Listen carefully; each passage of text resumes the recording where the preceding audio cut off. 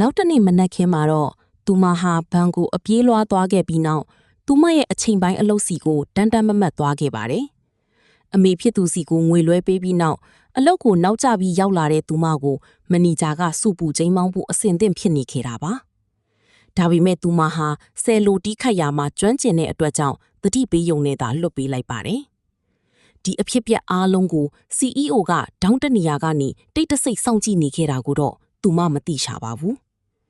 အဲ့ဒီနောက်မှာတော့သူမရဲ့ဖုန်းဟာထပ်မံမိလာပြန်ပါတယ်။သူမရဲ့အမေဟာသမီးဖြစ်သူနေကောင်းလားဆိုတာကိုတခွန်းမှမမီးမြန်းခဲ့ပဲသူမရဲ့မောင်လေးအတွက်အိမ်ဝယ်ပေးဖို့နောက်ထပ်ငွေ2သိန်းပေးဖို့သာတောင်းဆိုခဲ့တာပါ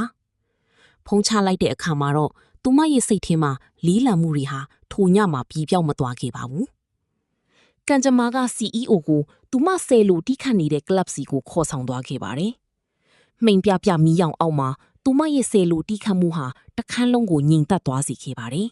။ဒါပေမဲ့သူမစင်ပေါ်ကဆင်းလာတဲ့အခါမှာတော့သူမနောက်ကိုတကောက်ကောက်လိုက်နေတဲ့အမျိုးသားတဦးနဲ့တိုင်မိပြီးလက်တွေပွားရည်ရိုက်ခတ်မှုကိုပြန်လေခန်းစားလိုက်ရပါတယ်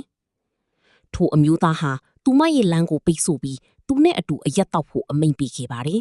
။သူမကညှင်းဆန်လိုက်တဲ့အခါမှာတော့အမျိုးသားရဲ့လေတံဟာရိုင်းဆိုင်လာပါတယ်။ကန်ဆိုးတာလားကန်ကောင်းတာလားမသိပြီမေထိုအမျိုးသားဟာ CEO ရဲ့ညီဝမ်းကွဲတော်ဆက်သူဖြစ်နေခဲ့တာပါ။မောက်မာမှုနဲ့အရက်ရှင်ကြောင့်ညီဝမ်းကွဲဖြစ်သူရဲ့နှောက်ယှက်မှုတွေဟာပုံမှုပြင်းထန်လာပါတယ်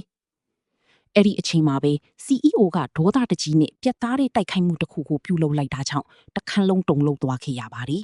။ညီဝမ်းကွဲဖြစ်သူဟာသူ့အကိုမန်းတည်သွားတဲ့အခါမှာတော့မျက်နှာပြတ်သွားပြီးအကြောက်အကန်တောင်းပန်တော့ပါတော့တယ်။သူဟာဆနောက်နေတာပါလို့ပြောပြီးချက်ချင်းပဲညင်ကုတ်သွားခဲ့ပါတယ်။ CEO ကသူမရဲ့လက်ကောက်ဝတ်ကိုဆွဲပြီးအပြင်ကိုခေါ်ထုတ်သွားခဲ့ပါတယ်။သူမကကဲတင်ပေးတဲ့အတွက်ကျေးဇူးတင်ပါတယ်လို့တိုးတိုးလေးပြောခဲ့ပါတယ်